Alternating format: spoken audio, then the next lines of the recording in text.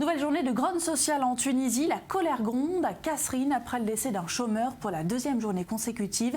Plusieurs centaines de manifestants réclament des emplois. Ils ont été dispersés par la force à Kasserine. Les manifestants jettent des pierres, les policiers y répondent par des gaz lacrymogènes et des canons à eau. Depuis plusieurs jours, à Kasserine, dans le centre-ouest de la Tunisie, les contestations sont fortes. Plusieurs policiers et habitants ont été blessés. Cette région est minée par un taux de chômage élevé. Ce mercredi, ils étaient des centaines rassemblés devant le siège du gouvernorat. Ils réclament des solutions.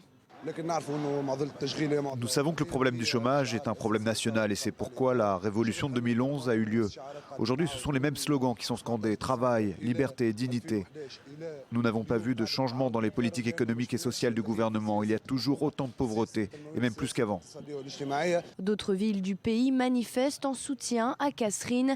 Plus de 150 personnes s'étaient rassemblées à Tunis. Le ministère de l'Intérieur veut éviter toute escalade et souhaite protéger ses citoyens. Il promet des mesures en faveur de la région. Il s'agit notamment de 5000 embauches, 600 millions d'euros d'allocations et la construction de 1000 logements sociaux.